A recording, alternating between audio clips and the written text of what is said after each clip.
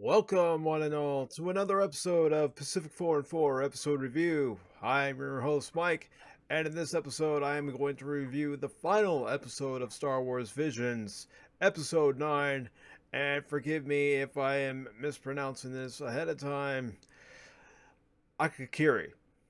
Again, I do apologize for any mispronunciation that I make for the title name and any mispronunciation I make for any of the characters. In this episode, we meet a Jedi Master named Tubaki who has returned to a planet that he has visited once before to help out a princess named Misa.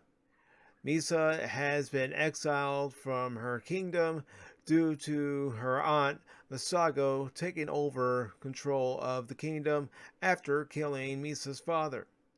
Now, in order to return to the castle that Misa has been exiled from, they enlist the help of two guides by the name of Kamachi and Senshu. With these two guides' help, they are able to return to the castle, and Misa's goal is to try to kill her aunt.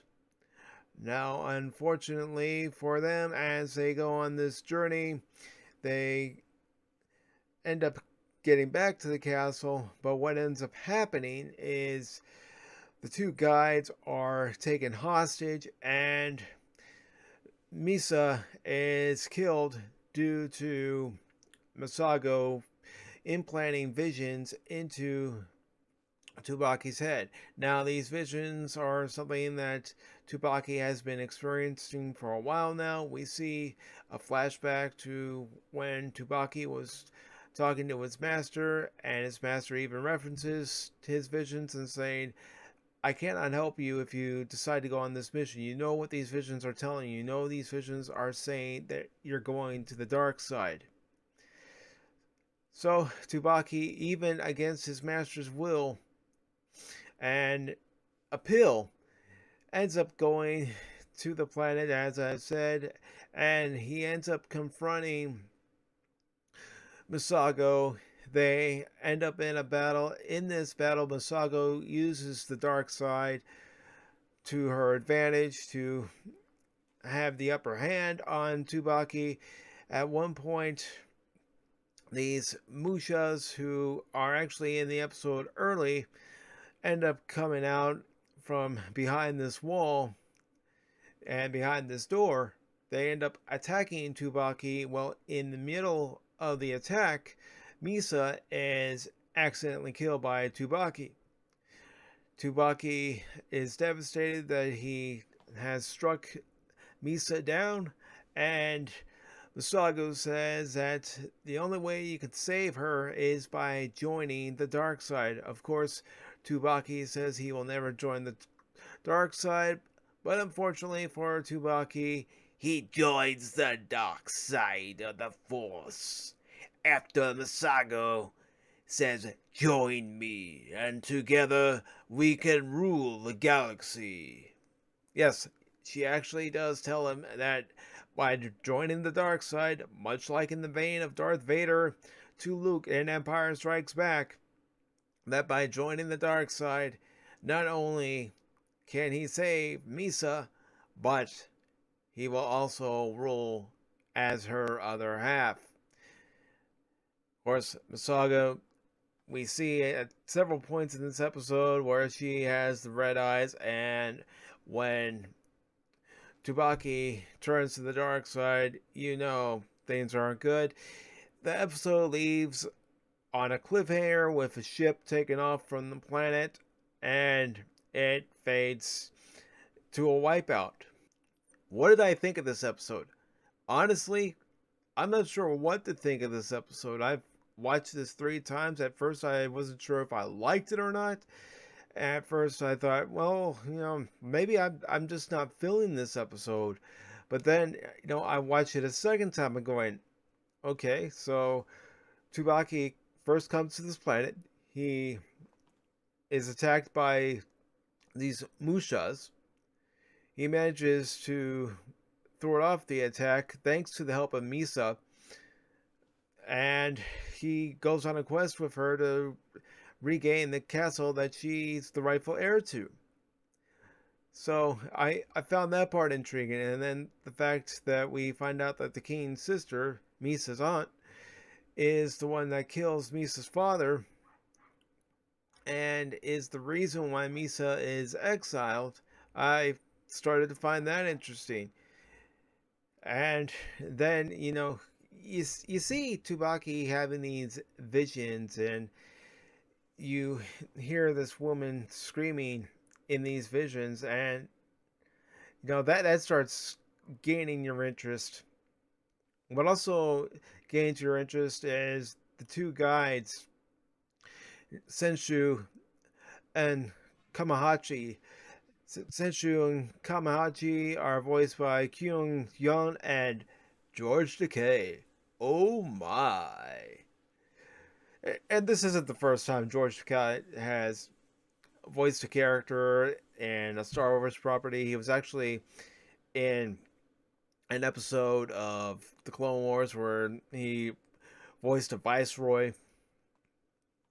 So, again, this isn't his first foray into the Star Wars universe. And of course, it just goes to show Star Trek and Star Wars can live peacefully.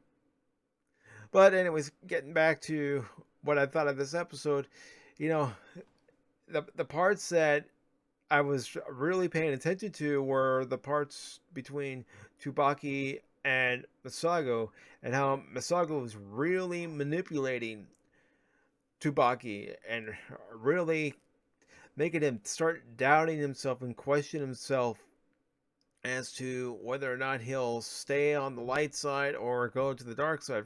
It's a story where it goes to show no matter how hard you try, in order to save a loved one, what are you willing to do? Well, in Tubaki's case, because he cared about Misa so much, due to a flashback scene that we see where the two of them have first met, and Misa even asked Tubaki, "Do you have to leave?" And Tubaki says, "I have to go and conduct Jedi business." So it establishes that these two have a relationship, and Henry Golding was the voice of Tubaki, and he did a pretty good job. You've got this relationship established. You have the fact that there's a past between these two, and with one of them being a princess, being Misa, being exiled from her kingdom, Tubaki did what he felt was the right thing to do and try to come and help Misa reclaim the throne. Unfortunately, as I've already said, he ends up joining the dark side. So, honestly, an episode where first viewing, I wasn't sure. I was in the middle. Second viewing, it could have gone either way. Third viewing, I'm good. Okay, I get it now. I get it now. Yeah, sometimes I'm slow like that. I ended up getting it. It's a story where it goes to show that someone, as I've previously said, will go at any length to save someone that they care about. Of course, again, just like two other episodes in this anthology series, The Duel and The Ninth Jedi, it leaves it at a cliffhanger. So, will we get a follow-up to this episode as well, or is it just going to be one of those episodes where it's up to us, the viewer, to use our imagination as to where this story ends up going? And of course, the tie-ins to Empire with Vader and Luke, it doesn't shock me that that's in there.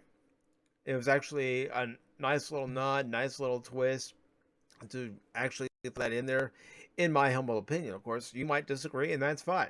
That's fine. And you can tell me in the comments section. You can find me on social media and let me know. That's fine. But overall, I've got to put this in the win column. I'm going to put this in the win column. And the majority of the series, I really enjoyed. Of course, I'll go over, you know, detail on my whole overall impressions and a future live stream. So expect a future live stream where I go over everything that I liked about this anthology series and everything that I didn't like about this anthology series. But overall, I like what I saw. I liked that these different studios went in and gave their own take on the Star Wars universe, their own stories. Some stories I liked more than others. But overall, for this episode to wrap everything up, I think it wrapped it up pretty good. All in all, this episode gets my seal of approval. It's a 5 out of 5. Yeah, it took 3 viewings because I wasn't sure at first, but after the 3rd viewing, it's a 5 out of 5. I think it's that good. So, that's going to do it for this review of the 9th episode of Star Wars Visions. Hope you liked what you saw. If you did, please leave a thumbs up. If you didn't, thumbs down. Leave a comment down in the comment section below. If you have your own take and you want to let me know, please let me know. If you've done your own review and you want to share it, let's share it. Let's create a community here. It's something I've said before here on this channel. Let's create a community where, we can have agreements, we can have disagreements. We can like the same things, not like the same things. But in the end, we've had a conversation, and that's what matters. Discourse is what matters. Explaining why we didn't like something, and I'll get into further detail in my live stream when I do my overall thoughts and opinion on the entire thing. So until then, again, let's create a discourse here and let's have fun while doing it. So if you want to follow me on social media, follow me on social media and subscribe to the Pacific414 YouTube channel.